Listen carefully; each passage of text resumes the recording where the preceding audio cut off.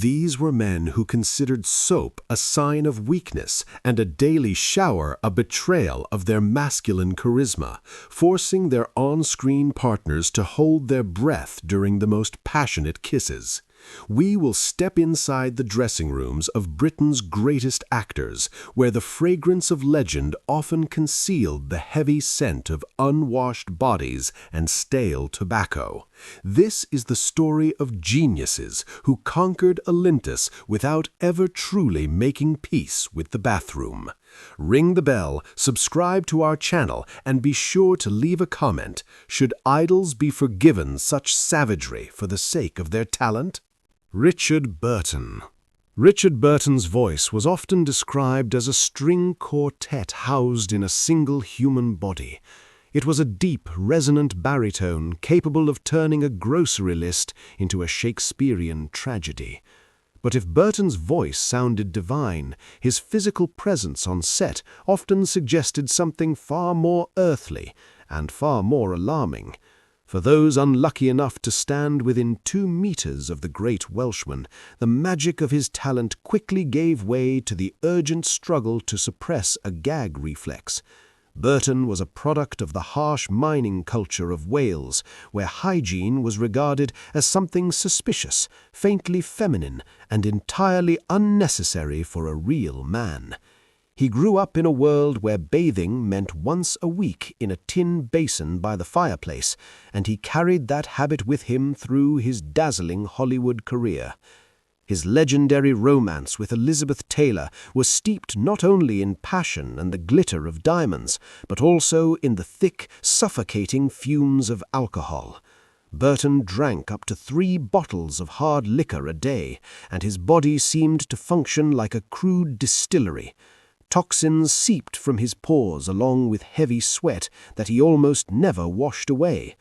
Colleagues recalled that Richard could wear the same underwear and shirts for several days, insisting that clothing needed time to get used to the body. Inside closed studio sets, under the blazing heat of film lights, this natural aroma became unbearable. During the filming of the epic Cleopatra, the situation reached its peak. Burton, wrapped in heavy leather armor and woolen tunics, sweated so intensely that costume designers resorted to special absorbent pads to hide the stains, but the smell was impossible to disguise. It was a blend of stale whiskey, unwashed flesh, and cheap tobacco. Taylor, who was hardly a saint herself, periodically erupted into spectacular arguments demanding that Richard take a shower. She called him "my beautiful, stinking Welshman," but even her patience had limits. There were days when she refused to perform kissing scenes until Burton rinsed his mouth with antiseptic and changed the tunic that had grown stiff with salt and grime. Burton answered these complaints with booming laughter, declaring that soap destroyed masculine charisma. He believed in some primal force of male sweat, convinced that an actor should carry the scent of life itself rather than the perfume of floral cologne. His disregard for cleanliness extended to his teeth. By the mid-1960s, his breath had become the talk of Hollywood actresses. 3 packs of cigarettes a day, combined with constant drinking, created an atmosphere in his mouth that one cameraman memorably described as the smell of an open grave. Strangely enough, despite his lack of cleanliness, Burton possessed astonishing confidence. He could stride into the most fashionable London drawing room wearing a wrinkled suit that smelled like a pub, and within 5 minutes every woman in the room would be at his feet. It was a paradox, a man whose scent could repel people physically, yet whose magnetism compelled them to ignore every biological warning sign. On film sets, however, the magic worked less reliably. Extras often recoiled when he passed by, and makeup artists tried to apply his foundation as quickly as possible while holding their breath. One of the most vivid accounts came from a theater colleague who once shared a dressing room with him. He described how after a 3-hour performance in Hamlet's heavy costume, Richard would simply remove his wig, pour himself a glass of whiskey, and leave for home without washing off his makeup or even glancing toward the shower. His towels remained pristinely clean for weeks, the witness recalled in horror. By the end of his life, as Burton's health deteriorated rapidly, his physical condition became even more troubling. Years of alcoholism ravaged his liver, and his skin began to give off the faintly sweet, decaying scent that often accompanies severe internal illness. Combined with his lifelong indifference to soap, it created an invisible zone of distance around him. In his final years, he appeared less and less in major productions, partly because directors feared the responsibility of working with him, and partly because sharing close spaces with him had become physically unbearable. The great lover and great actor was fading from the world, surrounded not only by the aura of fame, but also by the heavy, lingering atmosphere of a man who had never reconciled himself with the simplest rules of civilization. Burton remained in history as a symbol of a strange truth. Genius can soar infinitely high in its passions, while remaining infinitely filthy in its habits. He was a king of the stage who preferred to smell like a drifter from the outskirts of Cardiff, and in that choice lay perhaps his final most peculiar act of rebellion against the polished glitter of Hollywood. Peter O'Toole burst into world cinema like something almost otherworldly. Fine, sculpted features, piercing, ice-blue eyes, and an aristocratic grace that seemed entirely natural to him. Yet behind that image of an ethereal deity stood a man whose relationship with earthly hygiene was, to put it mildly, casual at best. If Richard Burton carried the scent of heavy Welsh coal and whiskey, Peter O'Toole was the embodiment of eccentric chaos, where the fragrance of expensive gin mingled with the odor of an unwashed body, ash, and the dust of the road. His biographers often wrote that Peter lived in a state of constant motion, a life in which pausing for something as trivial as a bath felt like an irritating waste of time better spent reading poetry or opening another bottle. To O'Toole, the body was merely a vessel for his restless spirit, and he saw little reason to polish that vessel to a shine when a storm was raging inside it. Fame arrived with his role as Lawrence of Arabia, and by a strange twist of fate, the desert sands proved the perfect camouflage for his habits. During the filming of that epic production, O'Toole spent months living in conditions where water was more precious than gold. Yet while other actors and crew members rushed to wash up at the first opportunity, Peter seemed to relish the process of merging with the landscape. He inhabited the role of a Bedouin so completely that he adopted their reverence for water as a sacred resource, not something to be squandered on washing. Colleagues later recalled that by the middle of the shoot, O'Toole carried a scent that was difficult to describe, a dense mixture of sun-baked sweat, camel hair, and the stale smoke of old cigarettes. When he returned to London, his indifference to the shower did not vanish. He might appear at a theater rehearsal wearing the very same suit he had been drinking in a week earlier in some dubious Irish dive. Food stains, spilled alcohol, and the general fatigue of his clothes were constant companions. O'Toole embraced a kind of philosophy he jokingly called actor's mysticism, the belief that clean skin washed away the layers of accumulated emotion. He claimed with complete seriousness that soap interfered with his connection to a character. In theatrical circles, legends circulated about his wardrobe. One costumer remembered that after 3 days of wear, O'Toole's shirts would turn a dull grayish yellow, their collars stiff with layers of skin oil and makeup. Despite his undeniable charm, many of his stage partners approached intimate scenes with genuine dread. Peter was famous for devouring large quantities of garlic and onions, washing them down with generous amounts of gin, producing a breath capable of felling even the hardiest soul.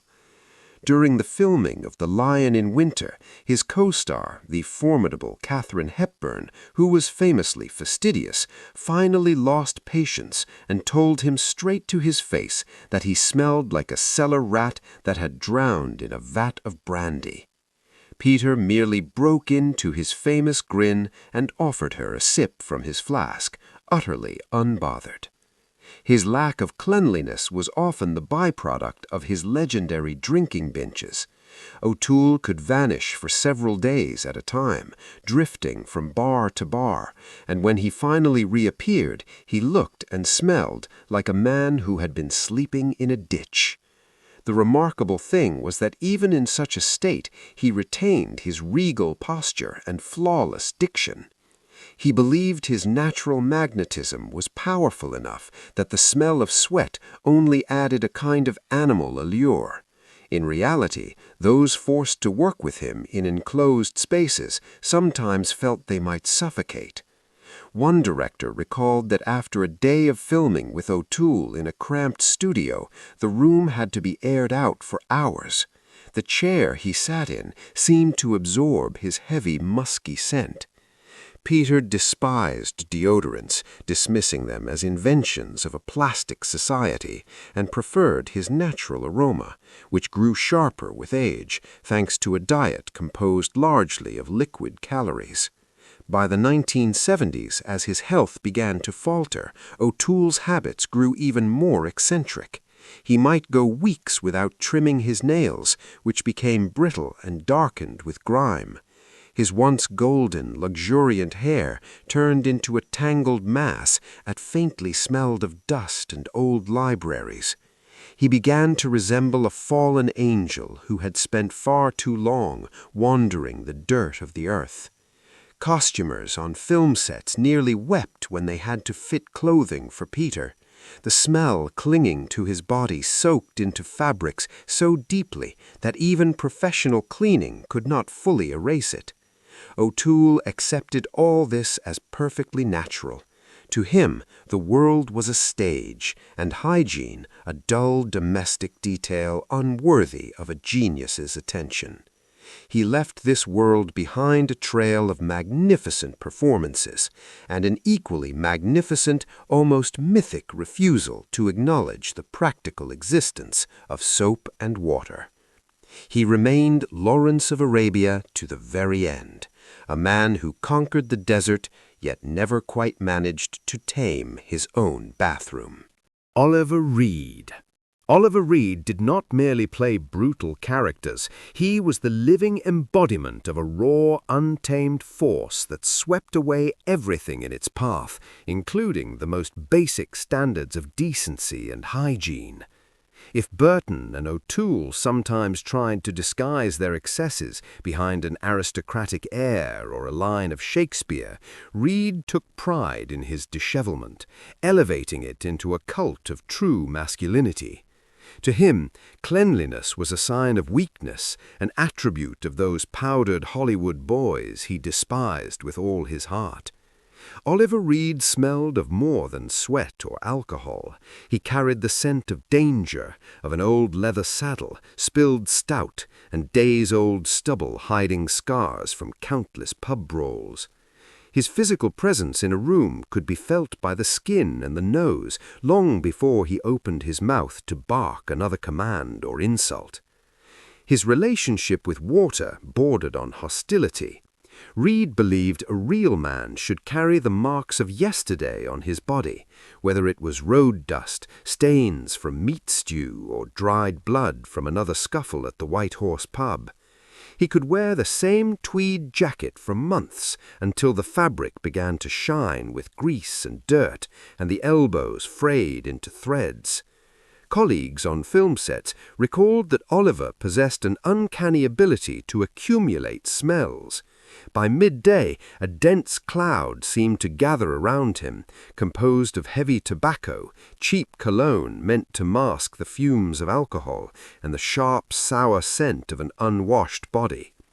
During the filming of Ken Russell's The Devils, Reed outdid himself. Inside heavy costumes and enclosed sets, his odor became a genuine trial for the crew. Actresses who were required by the script to fall into his arms often whispered that the hardest part of their work was not revealing their revulsion when Oliver's face, radiating heat in the fumes of gin, hovered inches from their own. Reed turned his lack of cleanliness into a kind of psychological weapon. He knew his smell unsettled people, made them uncomfortable, and he used it deliberately to dominate the space around him. He would step close to a young actor, breathe heavily, his breath carrying the ghosts of every ale he had consumed the night before, and watch the man grow pale. His hands, enormous and heavy, rarely encountered soap. The dirt beneath his nails was a permanent accessory he never bothered to hide on camera, believing it gave his characters authenticity. When Oliver was filming Oliver, playing Bill Sikes, he almost stopped washing altogether, insisting that a villain from the slums could not possibly smell of lavender. The problem was that he carried the role far beyond the set.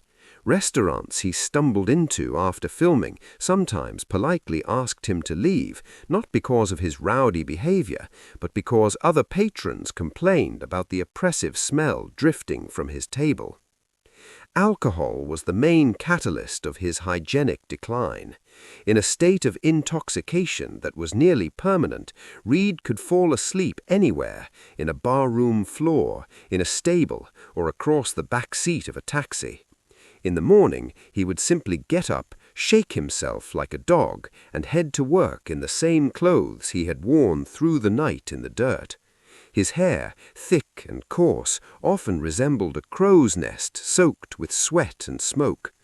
Costume departments on films where Reed worked lived in a constant state of tension. After he wore them, garments required more than cleaning, they demanded deep disinfection.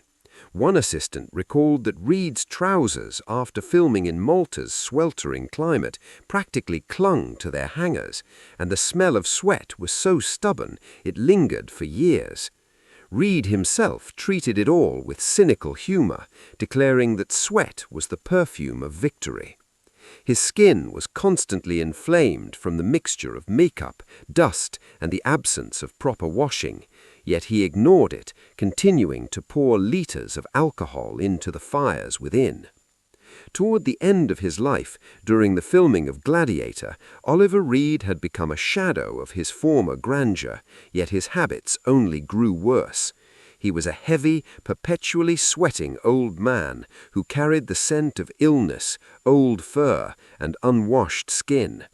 The younger stars of the film, accustomed to Hollywood's standards of polished cleanliness, were stunned by his physical condition. He carried the scent of a man who had long ago surrendered in the quiet battle with order and routine.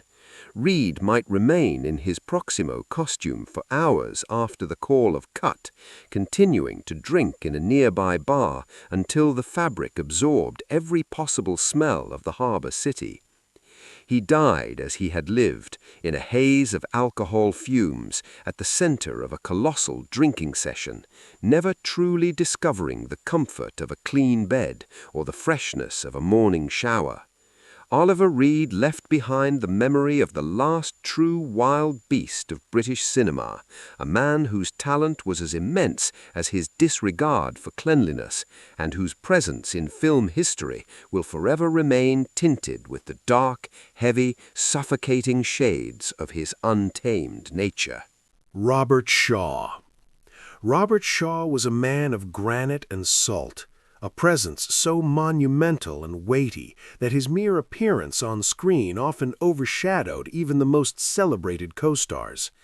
Yet if his acting genius was beyond dispute, his physical presence within the frame could be a harsh trial for those around him. Shaw, who was not only a formidable actor, but also a gifted writer, possessed a complex and almost self-destructive temperament that expressed itself in a complete disregard for everyday comforts and basic standards of personal hygiene. He believed that true acting was born from discomfort, and that cleanliness was the concern of shallow people, incapable of immersing themselves fully in a role. For Robert Shaw, the smell of sweat, tobacco, and seawater was simply the natural atmosphere of life, something he had no intention of altering for the sake of Hollywood's sterility. His body was an instrument, and he preferred that instrument to carry the patina of rough, authentic existence rather than gleam with the freshness of a morning shower. His quiet war with hygiene reached its peak during the filming of the legendary thriller Jaws. The role of Quint, the obsessive shark hunter, became for Shaw not merely a job, but a state of mind. He decided that the captain of an aging fishing vessel could not possibly smell clean, and he pushed that idea to its extreme. During the long months of filming on the water, Robert Shaw virtually stopped washing altogether. Day after day, he worked beneath the blazing Atlantic sun, soaking up salt, fish scales, and his own sweat, all of which seeped into his worn clothing. His co-stars, Richard Dreyfuss and Roy Scheider, later recalled that by the end of the first week, Shaw seemed to carry around a heavy, suffocating cloud. It was the smell of an old sailor who had not stepped ashore in decades, a blend of decaying organic matter, stale nicotine, and sour sweat. Shaw deliberately refused to change his cap and jacket, which gradually developed a greasy sheen and a thick, musky odor that became a genuine nightmare for camera operators and sound technicians forced to work in close proximity to him. Shaw's relationship with Richard Dreyfuss was tense from the start, but Robert's physical neglect turned their hostility into something almost physiological. Dreyfuss, accustomed to a far more comfortable environment, struggled to suppress nausea whenever Shaw leaned in close to snarl another line of dialogue. Shaw noticed this and began using his smell as a weapon. He would deliberately invade Dreyfuss's personal space, flooding it with the heavy breath of strong alcohol mixed with the scent of stale food. For Shaw, it was all part of the game, a method of throwing his co-star off balance and drawing from him the genuine irritation and hostility that the audience later sees on screen. If he smelled like a creature of the sea, he reasoned, then the performance would follow naturally. His skin, constantly battered by salt and sun, grew blotchy and began to peel, yet he firmly forbade makeup artists from applying moisturizing creams, insisting that a real man ought to look like a piece of dried meat. Off-set, matters were no better. Shaw was notorious for epic drinking binges that often ended with him collapsing into sleep, still fully dressed, boots and all. In the morning, he would simply drink a glass of whiskey, slick his unwashed hair back with his hands, and head to work. His disregard for water bordered on the absurd. He might go weeks without washing his hair, until it hardened into a stiff crust saturated with sea salt. The wardrobe department on Jaws dreaded approaching his costumes. By the middle of the production, Quint's clothes had become so filthy that they could no longer simply be washed. The smell had penetrated the fabric at the deepest level. Yet Shaw refused to allow them to be cleaned, fearing it would destroy the spirit of the character. He genuinely believed that audiences would sense that authenticity through the screen, the heavy scent of danger and masculine madness. In a strange way, he was right. His Quint feels utterly real, but the price of that realism for the crew was considerable. Shaw's neglect of hygiene was not merely laziness, it was a form of protest against what he saw as falseness. He despised actors who spent hours grooming themselves, dismissing them as mannequins. In his view, a man ought to smell of work, of earth, or of the sea. Yet this attitude often made his presence burdensome both in his personal life and in the theater. In London's theatrical circles, there were rumors that dressing rooms required professional disinfecting after Shaw had used them. He could leave behind mountains of empty bottles, cigarette butts, and the unmistakable lingering scent of an unwashed body that hung in the air for days. By the time of his early death from a heart attack in 1978, Robert Shaw remained faithful to the image he had created for himself, the rough, untidy genius. He left behind a legacy of great performances and equally powerful memories of a man who conquered the ocean with his talent, but never quite found the will to conquer the ordinary bathroom. He was the true sea-wolf of British cinema, wild, pungent, and utterly unmatched in his rough, untamed grandeur. Alec Guinness. Sir Alec Guinness seemed the very embodiment of British respectability, a man whose restraint and quiet aristocratic grace appeared almost textbook in their perfection. Yet behind the facade of the impeccable gentleman lurked a personality deeply peculiar, inclined toward a kind of asceticism that bordered on a troubling indifference to physical comfort and cleanliness. Unlike Reed or Burton, who displayed their rough habits openly as badges of masculine pride, Guinness practiced a quiet, almost monastic neglect of the body. He was a master of disguise not only on stage but in life.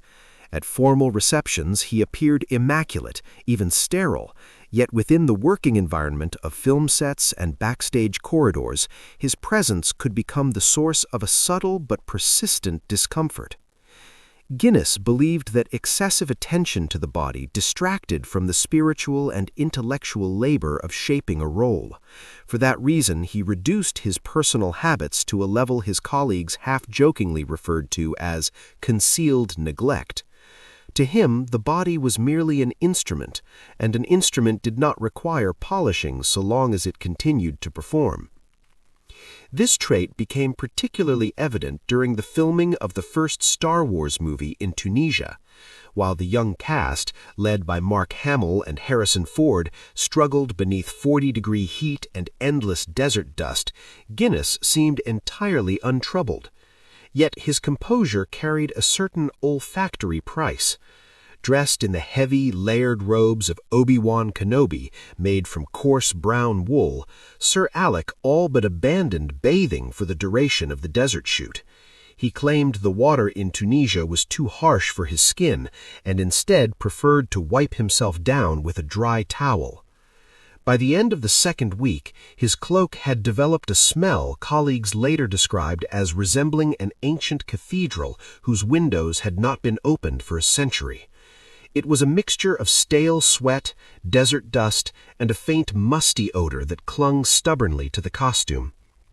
Guinness firmly forbade the costume department from washing it, insisting that the accumulated grime helped give his character the proper appearance of a hermit who had lived in exile for years. The problem was that Guinness approached acting through a particularly radical interpretation of the Stanislavski method. If his character was an aged mystic dwelling in isolation, then, he reasoned, the man should smell the part. When the production later moved to the cramped sound stages of Elstree Studios in London, the situation became more noticeable. Actors playing stormtroopers and droids, already struggling inside suffocating plastic armor, found it difficult to rehearse in close proximity to Sir Alec. He carried the atmosphere of someone living outside both time and bathrooms. Yet he never abandoned the manners of a perfect English gentleman, and the contrast produced an almost surreal dissonance. Here was a man with flawless diction and elegant gestures who carried the faint scent of someone who had perhaps not troubled himself with modern hygiene since the early years of the Queen's reign. Guinness openly disliked deodorants and other modern products, dismissing them as American vulgarity, and instead tolerated his own natural musky odor, which with age grew sharper and drier. In the theater, the situation could become even stranger. Guinness possessed a curious attachment to his stage belongings. He might perform in the same pair of boots and socks for decades, refusing to replace them even when they were nearly falling apart. One colleague from the London stage recalled that Guinness believed in the energetic memory of clothing. The sweat and grime absorbed by fabric during successful performances, he insisted, somehow helped him maintain his craft. By the end of a long theatrical season, his dressing room could resemble a small biological experiment. The smell of unwashed costumes, mixed with the odor of cheap oil-based makeup he had used for years, created an atmosphere that gave younger assistants headaches. Guinness himself seemed perfectly at ease within it. He could sit for hours in that stuffy little room, calmly reading letters or revising lines, apparently unaware that those around him had learned to breathe carefully in his presence. His indifference to cleanliness was also tied to a legendary frugality. Guinness disliked spending money on laundries and practical comforts. He might wear the same shirt beneath a suit for 3 or 4 days until the collar developed a definite gray hue. As long as a respectable jacket covered it, he believed, what lay beneath hardly mattered. This inner untidiness formed part of his complicated psychology. In a way, it was as though he were quietly testing the world, seeing how far he could disregard social norms before anyone dared criticize a knight of the British Crown. Toward the end of his life, Sir Alec became even more reclusive and eccentric. He lived quietly on his estate in Hampshire, where he economized on heating and water, habits that only deepened the faint scent of old house and aging fabric that clung to his surroundings. When he died in 2000, he left behind the reputation of the greatest actor of his generation, and a man who proved that one could be almost saintly in art while remaining deeply difficult in everyday life. Sir Alec Guinness remains forever in film history as Obi-Wan Kenobi, a spirit of wisdom and clarity whose cloak, one suspects, could have benefited from a very long wash. Richard Harris. Richard Harris was the last of the great Irish kings of chaos, a man whose life was an endless battle against sobriety, silence, and order. If Richard Burton was a tragic intellectual and Oliver Reed a raging beast, then Harris was a natural disaster in human form. He was often called a rebel without a cause, but his rebellion extended far beyond social conventions to the most mundane matters of everyday life, including personal hygiene. For Harris, the body was merely a temporary dwelling, one he mercilessly abused in the bars of London and Hollywood, caring little about how presentable that dwelling might appear or smell. During the 1960s and 70s, he cultivated the image of the dirty Irishman who had just climbed out of a ditch after a magnificent brawl. And to the horror of his colleagues on set, this image was no mere performance. Harris could genuinely ignore the existence of a bathroom for weeks at a time, convinced that soap and water robbed a man of his natural strength and charisma. He believed a true actor should carry the scent of the street, tobacco smoke, and strong ale. Anything cleaner, he thought, made a performance look sterile and dishonest. At the height of his career, Harris lived mostly in hotels, turning luxury suites into something resembling pigsties. Bellboys later recalled that a thick, heavy odor often seeped from beneath his door, a dense mixture of spilled liquor, stale food, and old sweat. He might fall asleep fully dressed on the floor, then wake in the morning, brush ash from his jacket, and head straight to the set, convinced that his face and voice would compensate for any aesthetic shortcomings. During the filming of A Man Called Horse, Harris pushed his disregard for cleanliness to its limits. For months he remained in the makeup and costume of a captured frontiersman, refusing to wash so that his skin would acquire the proper shade of rough, untamed authenticity. Under the heat and the physical strain of filming, his body began to give off such pungent fumes that even hardened stuntmen tried to keep themselves on the windward side of him. His long, tangled hair became a sanctuary for dust and grime, but Richard only laughed at the complaints of his colleagues, remarking that civilization was merely a way of hiding our true smelly nature. The deeper problem with Harris was his pathological attraction to self-destruction, which expressed itself in total indifference toward his own health and appearance. By the mid-1970s, his skin had taken on a faintly earthy hue, and years of heavy smoking and strong drink had turned his breath into something resembling the exhaust pipe of an aging truck. Actresses required to perform love scenes with him sometimes demanded special conditions written into their contracts. They refused to kiss him unless he brushed his teeth and changed his clothes first. Harris, however, was a master of psychological manipulation. He could turn his disheveled state into a joke or into an act of quiet aggression, using his smell as a subtle way of dominating those around him. One of his costume designers later recalled that by the end of a shooting day, Harris's shirts would be soaked with sweat and stained yellow with tobacco. Yet Richard forbade anyone from replacing them, insisting that his inspiration lived somewhere inside that grime. In his view, fastidious cleanliness was a symptom of bourgeois laziness, while a real Irishman ought to smell of the soil beneath his boots. Footwear occupied a strange place in his daily life as well. Harris could wear the same pair of boots for years, rarely tending them and going days without changing his socks.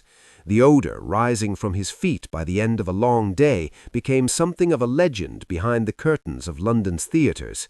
It was said that when Harris removed his boots in the dressing room, the air seemed to thicken and assistants would rush to throw open every window, even in the dead of winter.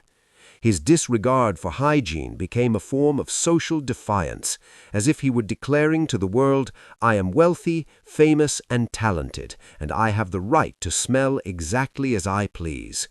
Even later in life, when he took on the role of Albus Dumbledore in the Harry Potter films, his habits changed only slightly. Though he appeared on screen as a wise old wizard with a magnificent white beard, beneath the flowing robes remained the same casual indifference toward regular washing. Younger actors later recalled that the great wizard smelled less like magic and potions than like strong Irish tobacco and a very old man who had spent far too long in a world without hot water. Harris was a man of extremes. He could donate thousands of dollars to charity while begrudging the 5 minutes it might take to step into a shower. His life burned like a brilliant bonfire, constantly doused with liters of whiskey, while the ashes settled quietly on his clothes and skin. He died in 2002, leaving behind a spectacular scandals, unforgettable performances, and the lingering memory that even the greatest talent can coexist with a profound disregard for cleanliness. Richard Harris remains in film history as the last romantic of the gutter, a man who proved that it is entirely possible to conquer the world while smelling as though you have just stumbled out of the dirtiest bar in Dublin. He was an Irish lion whose roar was magnificent, though his mane certainly could have used a good shampoo, one it never quite received before the final curtain fell. Michael Caine is widely seen as the embodiment of British elegance, a wise mentor and a symbol of quiet dignity. Yet during the golden age of swinging London in the 1960s, his image was far sharper, far rougher, and to be frank, far heavier on the senses of those around him. Caine was one of the first actors from a working-class background to make Britain embrace the Cockney accent on screen, and along with that accent he carried into film sets and drawing rooms the atmosphere of the East End, where hygiene had never ranked among life's top priorities. In those years, Michael Caine was not merely an actor, he was a relentless smoker who rarely let a cigarette leave his lips. Combined with his casual attitude towards changing clothes, this habit surrounded him with a thick, almost tangible aura that colleagues jokingly referred to as a nicotine shroud. Caine believed in practicality. If a suit still looked good, it could be worn until it practically fell apart, and soap and water were luxuries a constantly working young actor simply had no time for. His rise to fame took place in cramped, smoke-filled studios and tiny theatre dressing rooms where ventilation was more theory than reality. Early in his career, Caine often lived close to poverty and saved money wherever he could, including on laundry. He might wear the same shirt for a week, refreshing it only with generous splashes of cheap cologne, which, when mixed with the scent of an unwashed body, produced a truly formidable combination. During the filming of Zulu, the movie that made him a star, Caine found himself under the brutal heat of the African climate, something his body, accustomed to the damp fogs of London, was utterly unprepared for. While he played an impeccably dressed aristocratic officer in a brilliant red uniform, beneath that polished exterior things were far less refined. Costume staff later recalled that Michael perspired so heavily the uniform had to be dried with air dryers between takes, yet the smell of old sweat and nicotine embedded itself permanently into the wool. Caine himself, proud of being a man of the people, saw nothing particularly alarming about it. A real actor, he insisted, should smell of effort, not flowers. Perhaps the most challenging period for his colleagues' noses came during the filming of Ipcress File. His character, Harry Palmer, was designed as the complete opposite of James Bond, a working man who shopped for groceries and cooked his own meals. Caine decided that the character should feel utterly authentic, even in his everyday habits. He almost entirely stopped using deodorant, reasoning that a Cockney spy could hardly smell like a French perfume shop. Combined with his habit of smoking up to 80 cigarettes a day, this decision turned him into something close to a walking cloud of fumes. Actors who had to share small cars or cramped rooms with him often complained of stinging eyes. A sharp, acidic scent of nicotine clung to Michael, not only to his clothes, but to his skin, his hair, even his breath. Co-stars later joked that kissing him on screen felt like licking an ashtray in an old pub. Yet Caine possessed a charisma and confidence so powerful that people somehow tolerated the physical reality of his presence. He could enter a room and his scent would reach the occupants moments before his famous gaze behind thick-framed glasses. Caine also belonged to that older generation that considered the daily shower an American extravagance. In London at the time, hot water remained a luxury in many apartments, and Michael, raised in poverty, kept the habit of washing in sections over the sink. For someone working long hours under blazing studio lights and constantly surrounded by people, it was clearly insufficient. His famous trench coats, icons of 1960s style, often served a more practical purpose than fashion. They concealed shirts that were less than fresh. Costume departments quietly noted that the collars of his clothing frequently carried a faint yellow tint from the combination of tobacco smoke and skin oils. Still, Caine stubbornly resisted frequent wardrobe changes, considering them a waste of time. His hair, carefully styled with heavy brilliantine, became another trap for lingering smells. By the end of a shooting day, his head carried the curious scent of hair oil mixed with tobacco, like a blend of an old barber shop and a smoke-filled pub. To Caine, this was simply the smell of real London, and he carried it proudly, ignoring the gentle hints from makeup artists who tried to disguise it with perfumed hairsprays.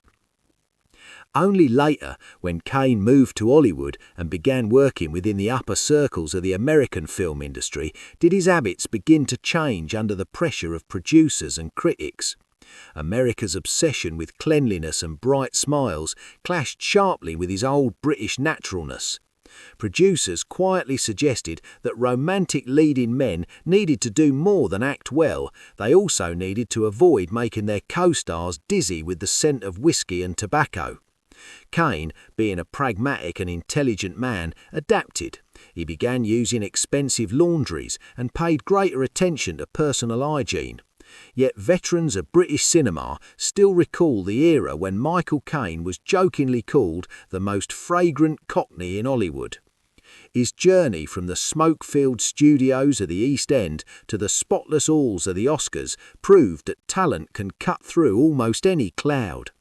Michael Caine remains a legend not only because of his performances, but also because he eventually outgrew the rough habits of his youth. Still, the lingering trace of that nicotine-soaked era remains part of his story, a reminder of a time when cinema was rougher, more human, and smelled not of perfume, but of life and cheap cigarettes. Christopher Lee. Christopher Lee was a man whose mere presence inspired awe, nearly 2 meters tall, with a deep, rolling voice and a lineage that traced back to the Emperor Charlemagne himself. He was an aristocrat to the marrow of his bones, a war hero and intelligence officer, yet his understanding of personal cleanliness was as archaic and at times as unsettling as the dark characters he portrayed on screen.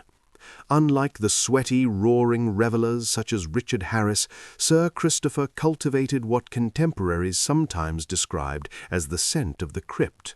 It was not dirt in the ordinary sense. It was something closer to the preserved dust of centuries, a dense atmosphere of antiques, decay, and ancient libraries that seemed to seep from his very pores.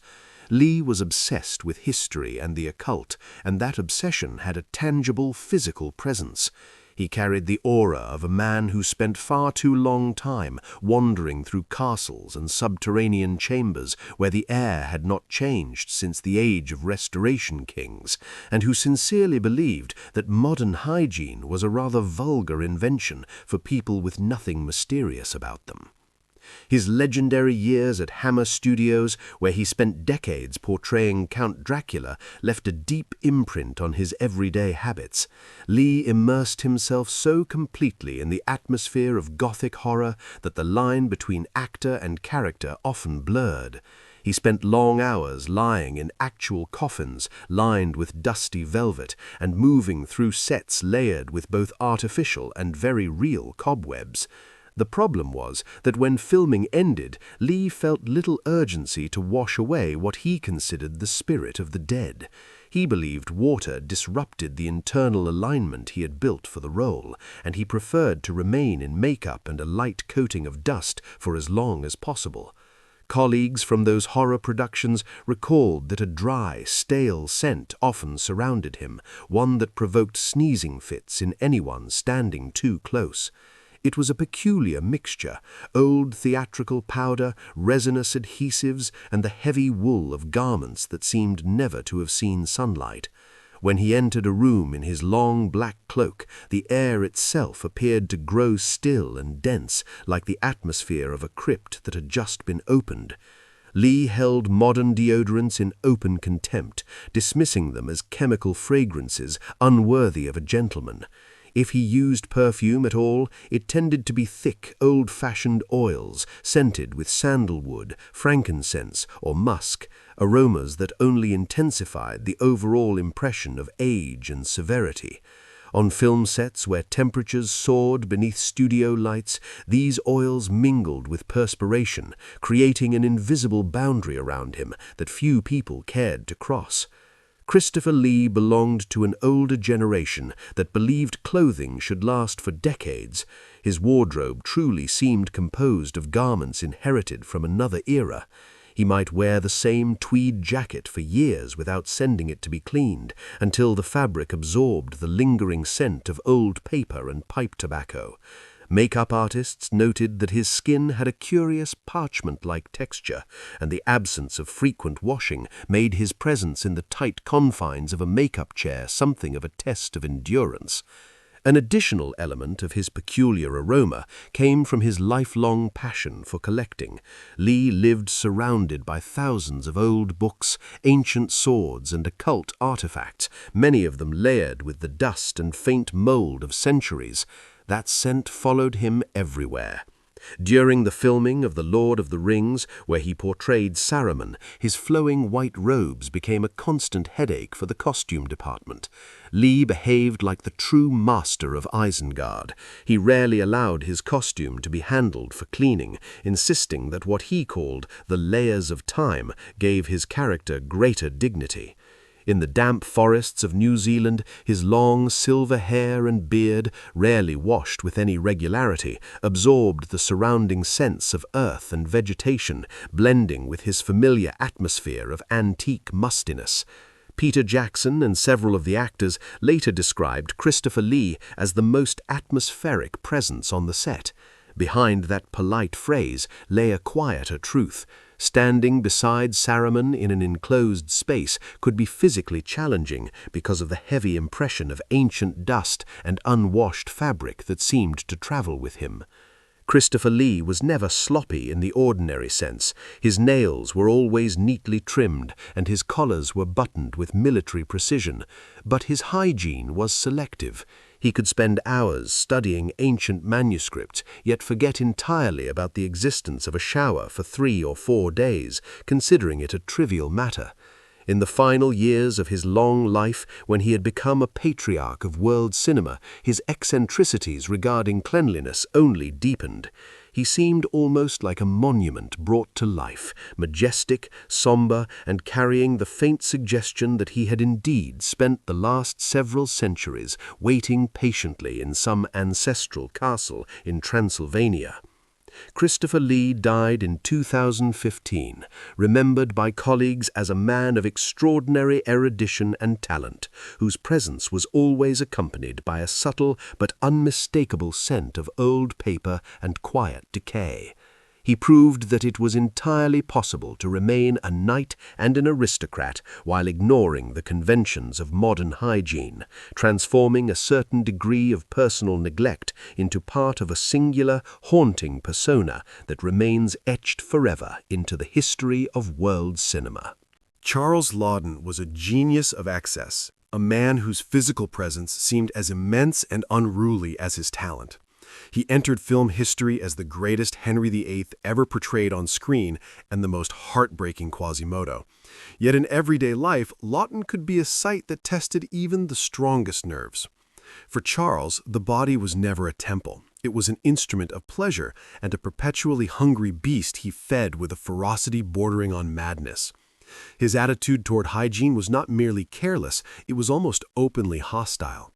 Laughton believed a great artist should remain close to the earth and its raw vitality, while soap and water, in his view, merely dried out the imagination.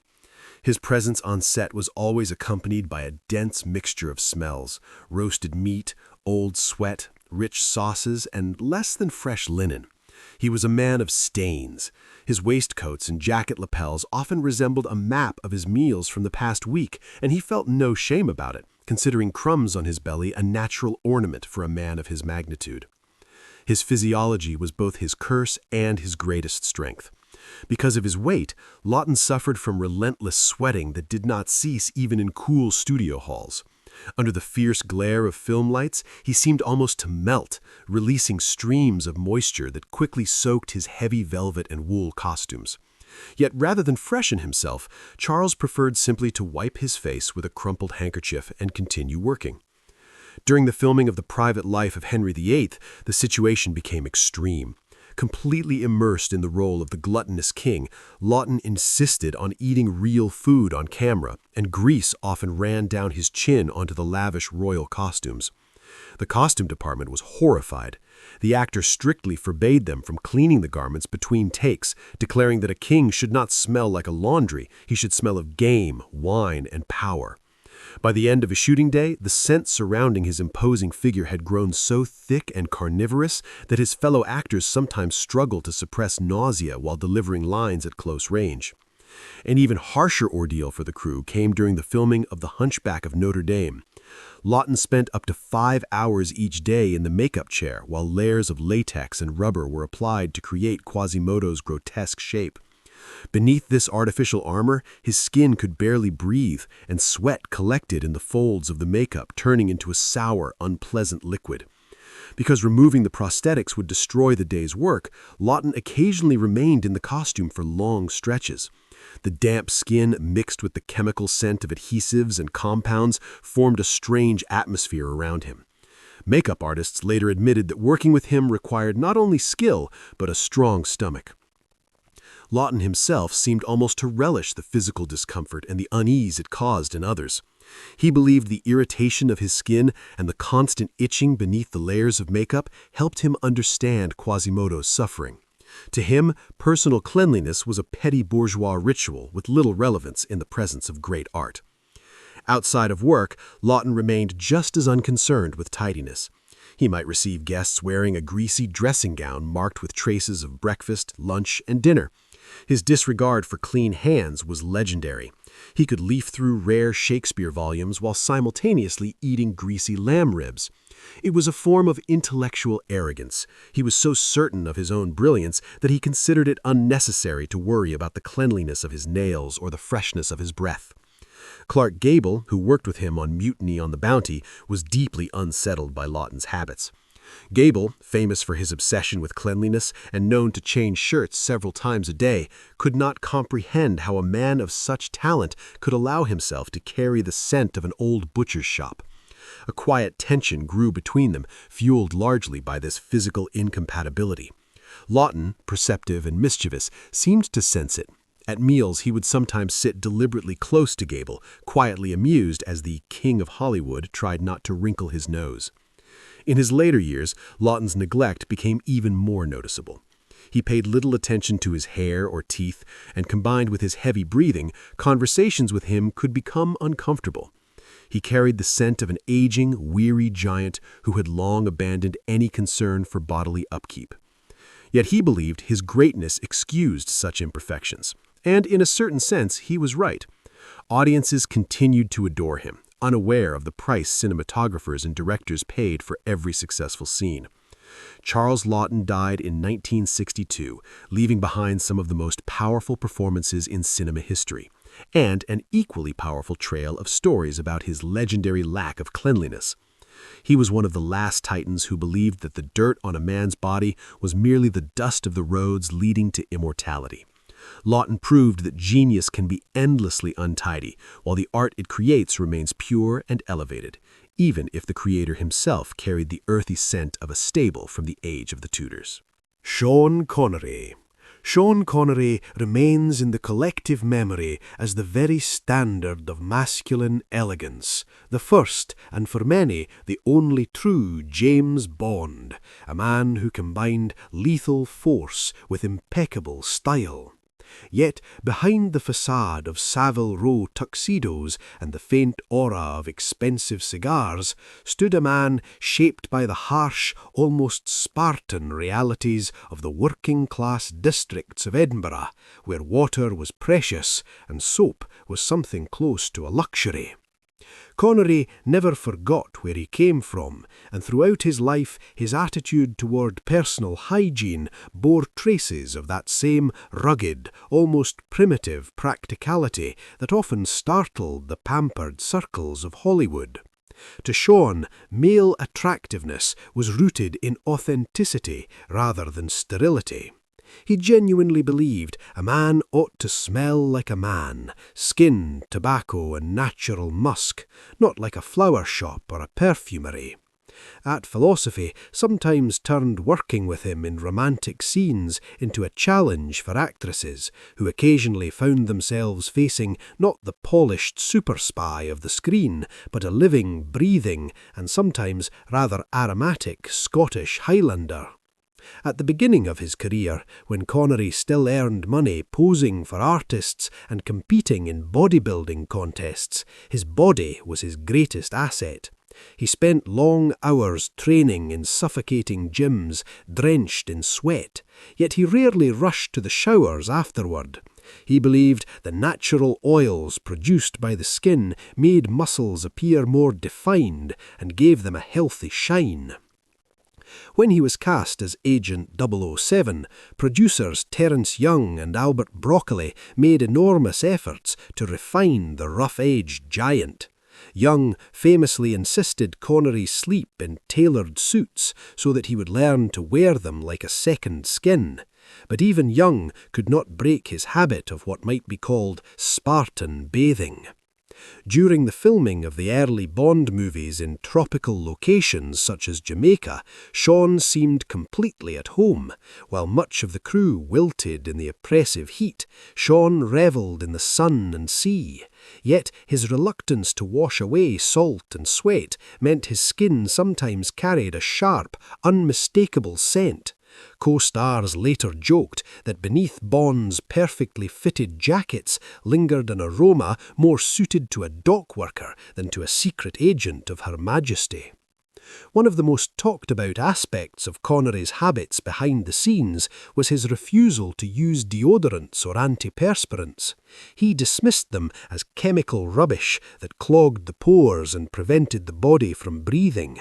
In scenes where Bond had to appear cool and unflappable after a chase or a fight, makeup artists were constantly dabbing his forehead and underarms with cloths because Connery perspired heavily. The smell of that sweat was dense and intensely masculine, which, ironically, sometimes added a certain raw magnetism to his presence on screen. In reality, however, it meant the makeup team worked under considerable aromatic pressure.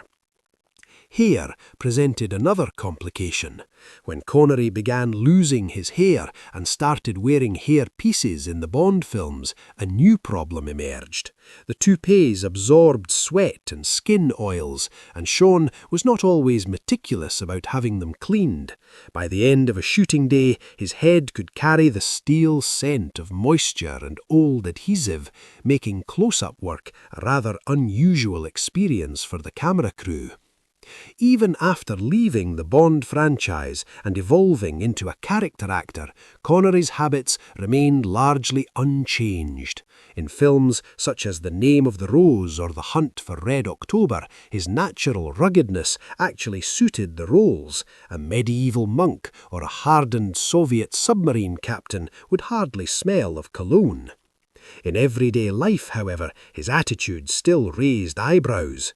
Connery might spend an entire day under the blazing sun on a golf course, his favourite pastime, and then head straight to a formal dinner after doing little more than changing his shirt. He believed his charisma and reputation allowed him to ignore such conventions. One of his co-stars once admitted that Sean always seemed like the most attractive man in the world, so long as he remained about a metre away. Once that distance closed, the magic of James Bond sometimes collided with the harsher reality of an unwashed Scottish body. His breath, infused with tobacco and single malt whisky, did little to improve the situation, though Sean himself appeared entirely unconcerned. Sean Connery lived a long life and remained true to himself until the very end. He was a man who despised falseness in all its forms, including the attempt to conceal natural human scent beneath layers of perfume. When he died in 2020, he left behind the legacy of a great actor and the last true macho of the old school. His roughness was not laziness, but a conscious position, a belief that nature had made us as we are, and that being ashamed of it was a kind of weakness. Connery proved that a man could be both a style icon and a sex symbol for several generations, even if he smelled less like Chanel and more like sweat, tobacco, and the wild mountains of Scotland. With him closed the chapter of the great British actors of the old guard, men who sometimes terrified their colleagues with their scent, but conquered the world with their talent, leaving behind an era of immaculate, sterile stars who rarely possess that same primal, living spark that once burned so fiercely in the formidable Sir Sean Connery. The story of 20th century British cinema, seen through these 10 portraits, appears before us not in the polished brilliance of premiere nights, but in the heavy, suffocating fog of human physiology. We are used to thinking of these men as demigods, whose voices and glances commanded the emotions of millions, yet the reality beyond the camera was thick with the smells of sweat, stale alcohol, and nicotine. This phenomenon of the unwashed guard was not a coincidence, nor merely a collection of bad habits. It reflected an entire era, a time when masculinity was defined by a rejection of artificial refinement, and when personal hygiene was considered secondary to spiritual and creative fire. Burton, O'Toole, Reed, and the other figures in our story did not simply ignore the bathroom. They turned their roughness into a manifesto, a way of declaring their allegiance to a real and rugged world far removed from the polished illusions of Hollywood. They carried with them the sense of pubs, sea salt, library dust, and cheap whiskey, transforming their own bodies into extensions of their characters. For their colleagues, especially the women who shared scenes with them, working beside these titans often became a daily act of endurance, a strange balance between professional admiration and physical discomfort. Today, in an age of carefully groomed stars who smell of expensive perfume and freshly laundered sheets, it is difficult to imagine that the very men we now celebrate as icons of style once inspired their contemporaries to open a window as quickly as possible. And yet, perhaps the secret of their immense charisma lay precisely in that unsettling, almost animal earthiness. They were real, complete with stains on their jackets, dirt beneath their fingernails, and the weight of lived life in their breath. They proved that great art can rise from the deepest everyday chaos, and that conquering eternity does not require the scent of freshness. These 10 actors left behind not only immortal roles, but also a sharp reminder that genius is not always clean. The true heroes of the old school did not smell of perfume. They smelled of life itself, in all its raw, untidy, and overwhelming power.